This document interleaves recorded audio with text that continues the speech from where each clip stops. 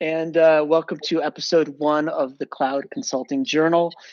I'm your host, John Gorup, and with me is someone. When I started this project, I thought, who would I first want to talk to? And there's nobody I would want to talk to more than Jenevieve Arrigan, who I call Evie. I just want to say, Evie, that not only do I consider you a friend, but I think of you as one of the bravest people I know. And the way you live your life, the way you tackle things, you've been an inspiration to me. And I just want to welcome you. Well, thank you, John. I am truly honored and touched. I am so excited for you to start this podcast, this series of interviews. I consider you to be one of the most important people I have ever met in my professional career.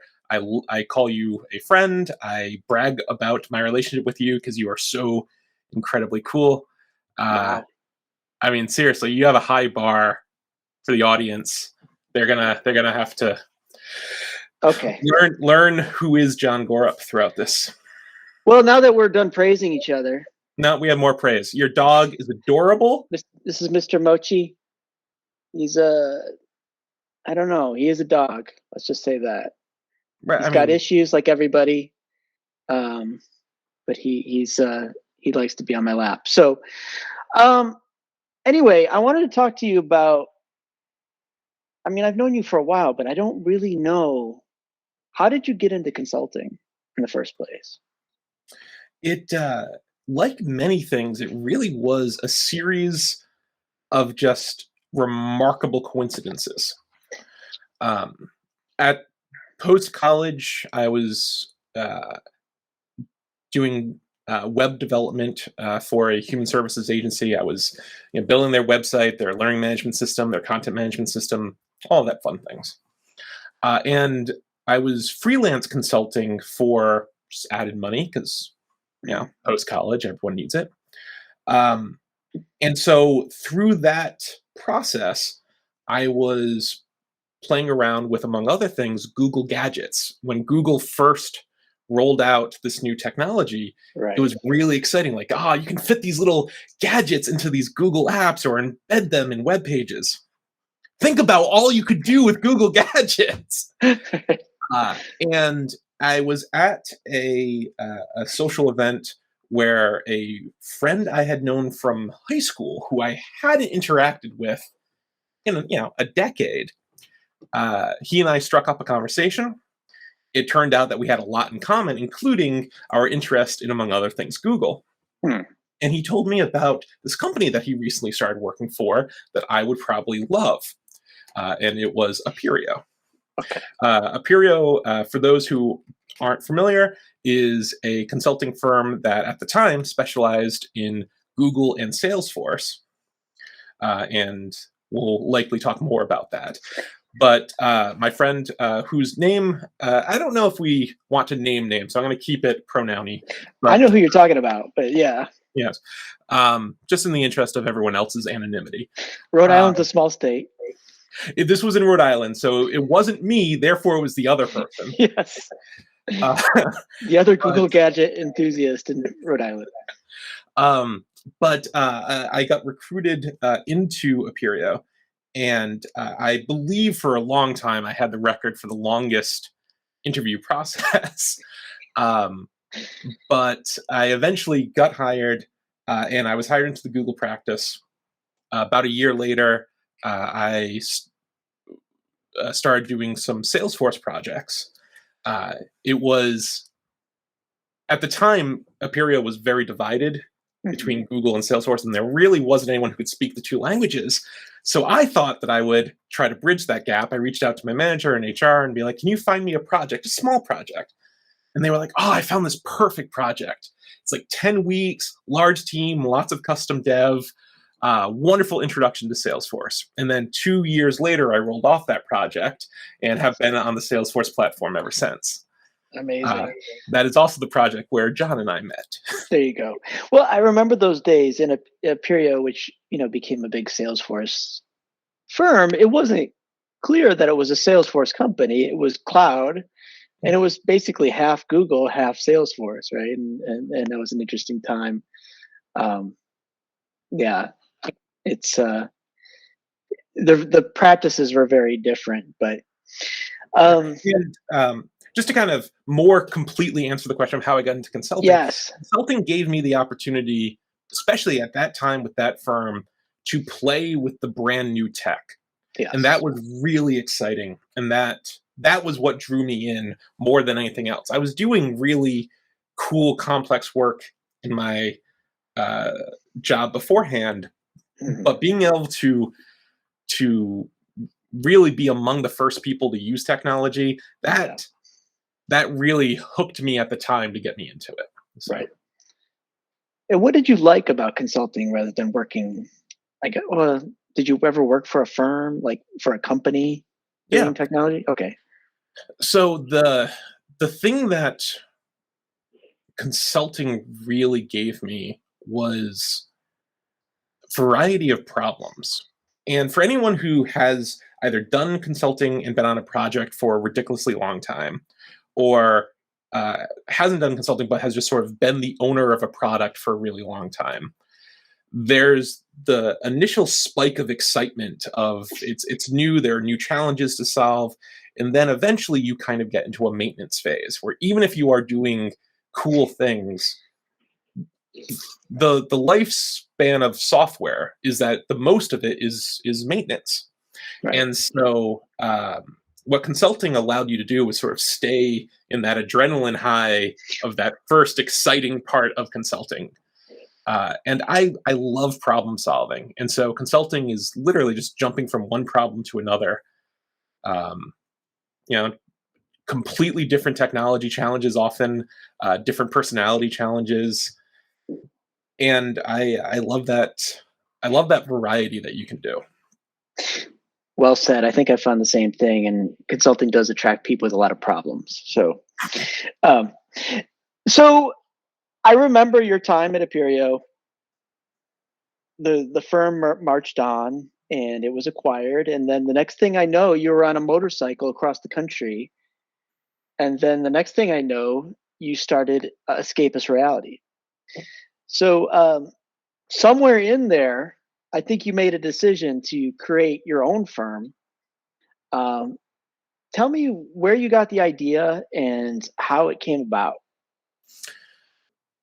When I joined Appirio, I was what, late 20s, mid to late 20s, I thought you were early 16 years 30s. old. I I was at that wonderfully influential part of your life where you're looking for that forever home. Yeah. Um, I really thought Appirio was going to be it. I was excited to be one of those people who had been with Appirio from the beginning, and retiring and being like, I remember my days. And the start of the company, I joined when it was around 100 people, a little over. Mhm. Um, it truly was, at least from my perception at the time, kind of what I could all hope for. The company's desire to grow, though, and when I left, it was 2,000 plus people. I don't know, thereabouts. Mhm. Um, it as it grew, was not growing in the shape of what I wanted the company to be. And as it grew, I continued to feel more and more powerless to Mhm. affect the change that I wanted to see. And the things that I valued and the principles that I held were more and more not reflected in the decisions that were right, perhaps for the leadership team, but they weren't right for me. And so it was really hard because you effectively fall out of love with this institution that I devoted a substantial amount of my formative, adult years. Uh, but at some point, it was no longer the company that I could see myself being at in perpetuity. Right. When the buyout happened Mhm. That was with Wipro. with Wipro, um, among other things, it was Appirio was never going to be sold. That was one of the early mantras of leadership. We were going to have an IPO. Uh, we were never going to be sold. That isn't the thing that crushed, my opinion of the company. We ended up selling. But it was, among other things, the last straw of Wipro wasn't a company that I was excited to join. And enough had just sort of happened to be like, this is a good time to separate.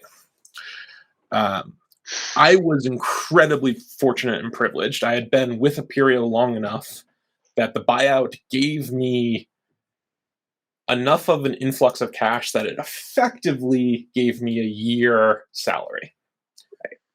Not a huge amount of money, but a year. That's pretty cool. That doesn't happen often in life. No.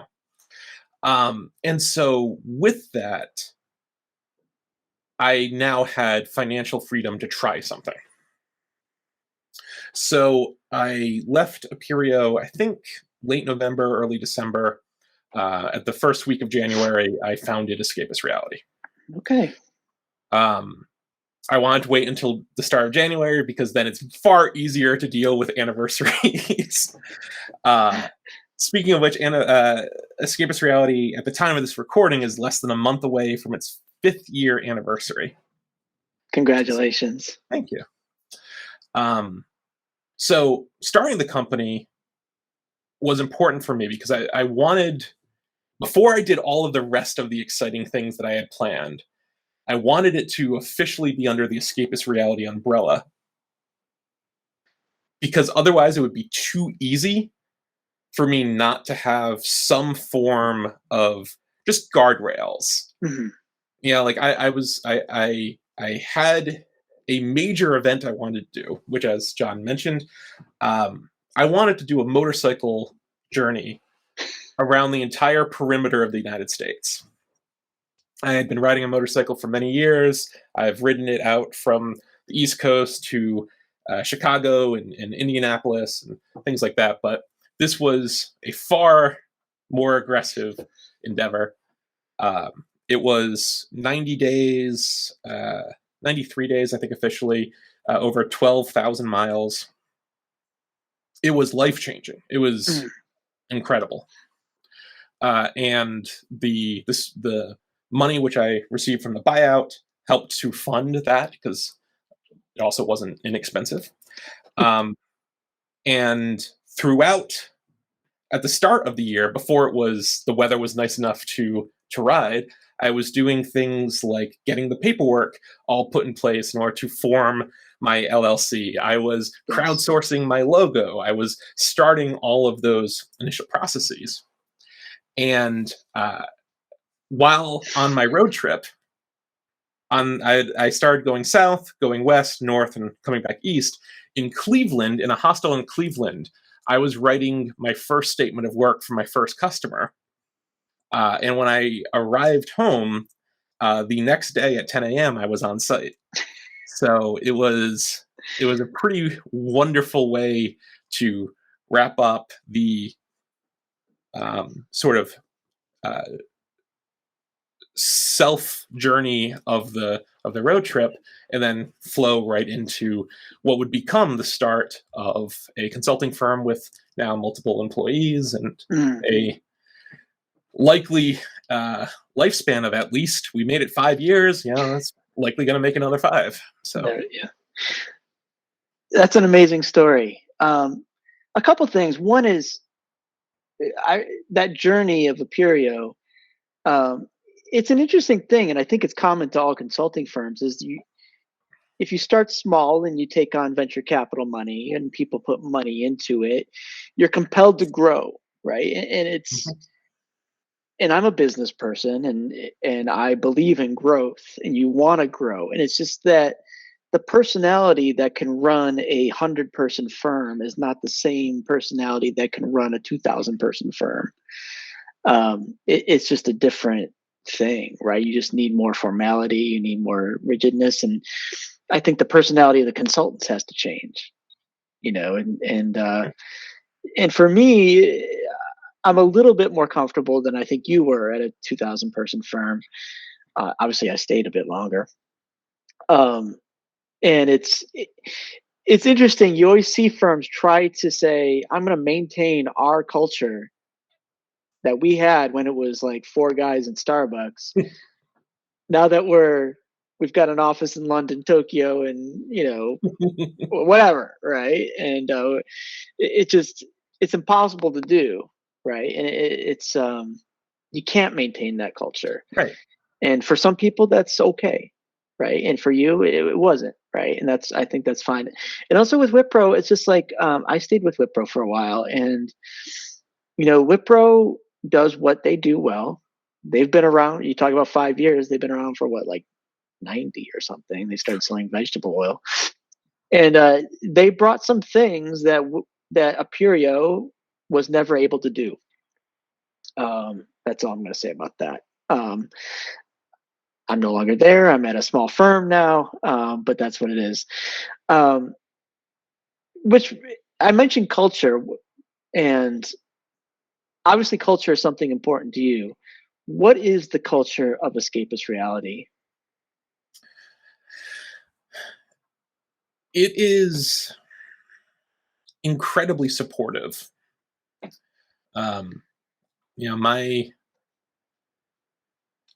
My approach with Escapist Reality is one of uh, I really want to put my employees first. Mm-hmm.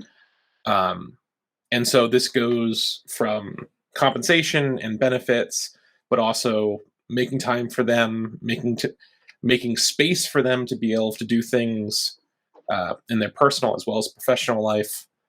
At the core, I'm a firm believer that if I can treat my employees well, and not just status quo, like competitive, no, like really, like love your employees, like they are Right. the core to the company. Then everything else will sort of follow. Like I'm hiring the right people, so if I can keep them, Right. and if I can sort of avoid the attrition risk that happens, everything else will kind of fall into place. Yeah. Do you have a target customer, and how do you find customers? We primarily focus on medium-sized customers in the main New England area. We are based in Portland, Maine, and a lot of our customers come from word of mouth, from referrals. We are very connected into the Salesforce local ecosystem. Some of the clients that we have subcontracted with. Some of them we are directly connected with. And our primary vertical tends to fall into the healthcare space. Okay. Which I happen to like. I really enjoy with every project, with every client, there are positive things to be found. Whether you are focused entirely just on the complexity of the project or what have you. But I do idealize the client that you feel really good about helping succeed, right? Like, right.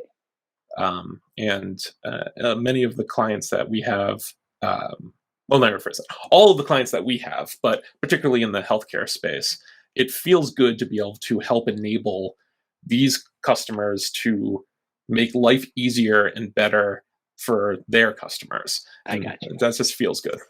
Yeah. Yeah. Being from Portland, Maine, I thought you'd say it'd be the craft brewing industry is your target customer, but no.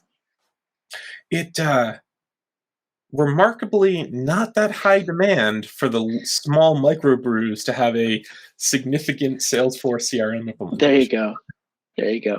So, I mean, so when I was praising you at the beginning of this, I was saying how I find you very brave, right? And part of that is driving your motorcycle around the country by yourself. It takes bravery, right? And starting your own company takes bravery. What was scarier, driving around the country or starting your own firm?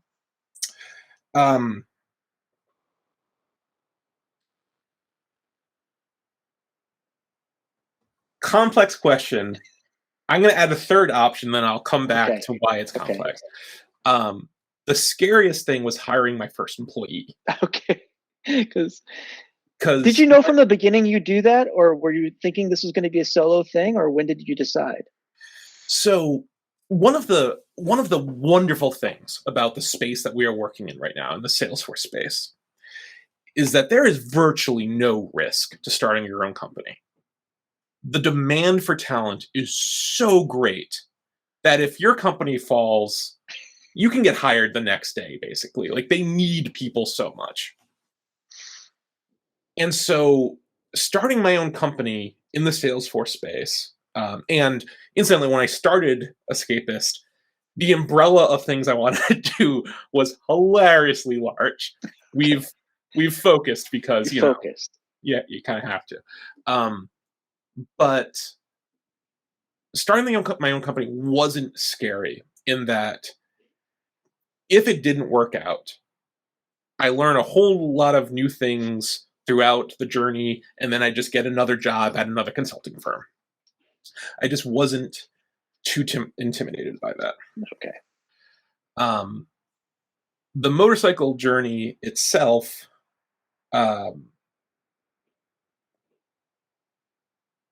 it was interesting in that I wasn't scared about being alone. I have done multiple day journeys on my motorcycle solo before.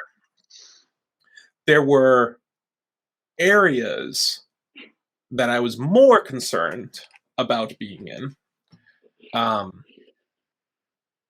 And I had a mind. Truthfully, I had the mindset of I will likely be at least verbally assaulted, if not physically assaulted, on this journey, and quite frankly, someone might kill me. Right. Which rarely happens in consulting. Only once or twice. Okay. Rarely happens.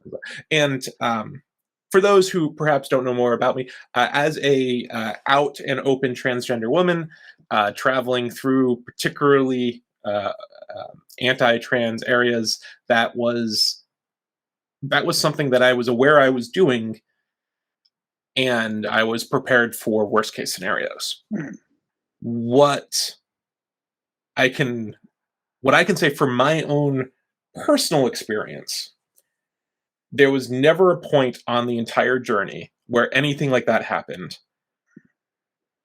I was overwhelmed by just how many people were either simply friendly or apathetic.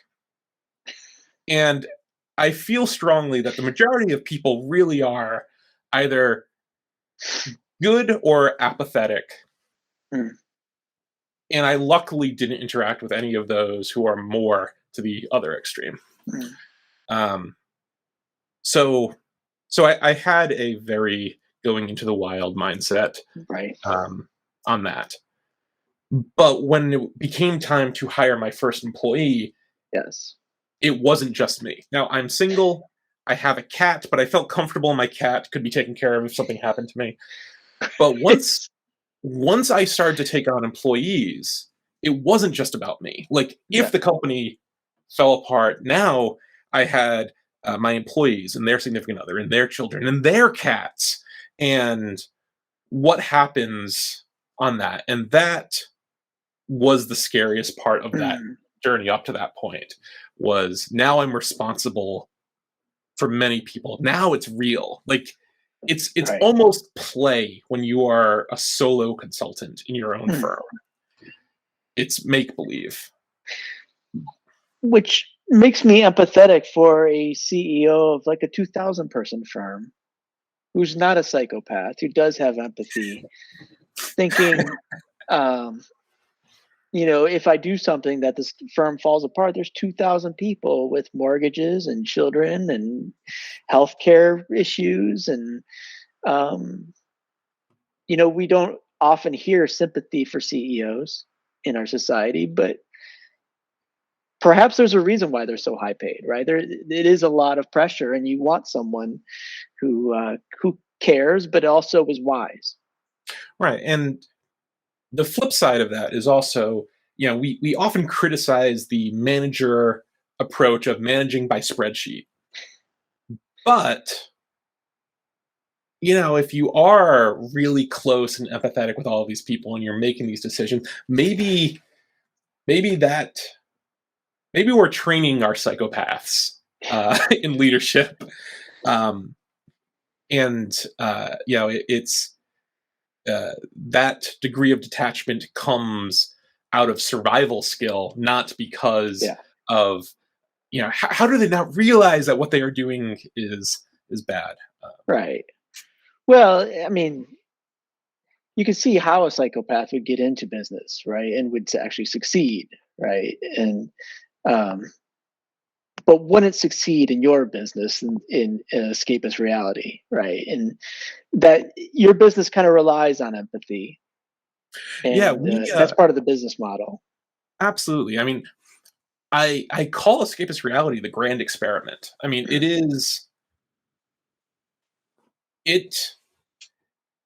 in so many ways, it's the anti-consulting company. It is everything that, it's not everything, but many of the decisions that are commonplace in how you approach having a firm, having compensation, having everything. I've sort of flipped those. So my contracts explicitly, for instance, state that no employee will work more than 40 hours a week without written approval by myself and the client. I don't want any of these death marches. Like, I know how much margin I get if I can have an employee work 50, 60 hours a week. That's all profit for me. Right. But it comes at a cost. It comes out of the cost of burnout. It comes at a cost of the quality of life of my employees. And so I'm very protective of that. Yeah. One of the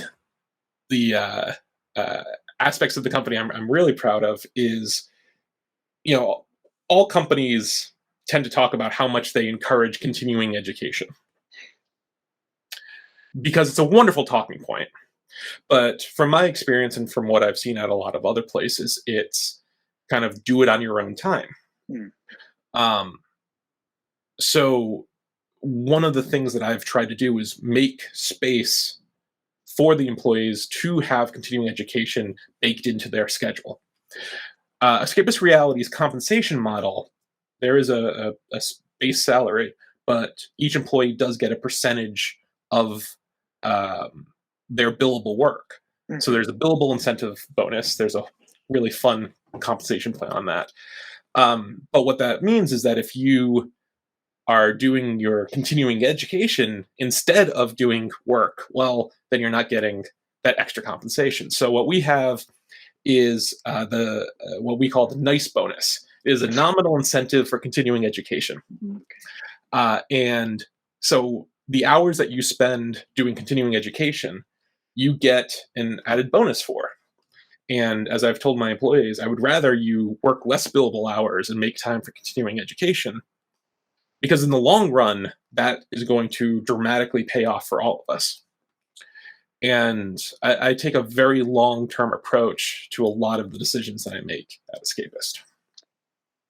I see why you think retention is one of the most important things, right? And you're putting your investment there. So it's really nice. See what I did there? I see what you did there. Nice. Yeah. One last question. What advice would you have given yourself today, 5 years from now? I don't know if I worded that right. If you had a time machine and could go back 5 years and talk to Jenevieve of 5 years ago, what would you tell yourself? Strictly business related. Business related, right. I always think of a gambling thing, like, bet on the White Sox or something, but no. It's what I would do for young Jenevieve is advise her to get an accountant on day one. So without too much of a humble brag, there's a lot of things I am good at. I have no interest in the accounting side of things. Okay. And so as a startup, you do everything yourself. But then, year 2, year 3, when I finally did convince myself to get an accountant, among the first things we had to do was refile a whole lot of paperwork and get it right. And that was just a massive headache. I used LegalZoom to set up all that initial paperwork. It worked. It got me started. It got me what I needed. But I think it's important to recognize some of the things that are most obnoxious and important, like your legal entity paperwork, like your corporate taxes. It's not unreasonable that is outside of your skill set and your interests, and it's worth the investment. I love my accountants that I have now. They make my life so much easier. So I am very happy to have engaged that. I would have encouraged myself, younger self, to engage them earlier. There you go. Engaging in accountants. We can't end on that, right? It has to be more interesting. So let me do something more interesting for those who may not think about this. Yes. When I started Escapist Reality, I had the concept of the company, but I didn't have a logo. Okay. So as someone with a background in crowdsourcing, among other things, I went to the crowdsourcing platform. So I went to 99 Design and put out what I want. I wanted a logo. And I had this vision of what it could be, and I had these descriptions. And the logo that I ended up selecting was something I hadn't even ever considered. When it was submitted, and we had to do a few rounds of modifications on it, but it was something I hadn't considered and just instantly fell in love with, and was ultimately the winner of the crowdsourcing competition. And I would say, for those of you who don't necessarily have a specific, especially when it comes to art and design, image in mind, leveraging those crowdsourcing platforms, the vast amount of creativity and the quantity of creativity from completely diverging perspectives gives you so many options, and it's wonderful. So there you go. Well, that is wonderful. What has been your favorite part of this interview? Getting time to hang out. We only get to do it a few times a year, it seems. So I know, especially with COVID, right? Yeah, that's been kind of obnoxious. This was the first year, with COVID was the first time in a long time I haven't done things like Dreamforce, and normally John and I at least get to meet up out in San Francisco, grab some coffee. At Blue Bottle, right? That's where we usually meet. I love Blue Bottle. I mean, I hope they did well during the pandemic. I don't know. Right? I don't know. I feel like if I don't go there, no one else is going. So, which is kind of an egocentric way of looking at life, but right. If it's not in my immediate perception, solipsistic, right? Yeah. I remember my wife thought that McDonald's was going out of business because we never eat there. I'm like, I think they're doing all right. I think they survived. All right. Well, it's been wonderful talking to you. Likewise, John. I wish you the best of luck with this podcast. With these interviews. We'll call it a project with this project. And I look forward to further interviews.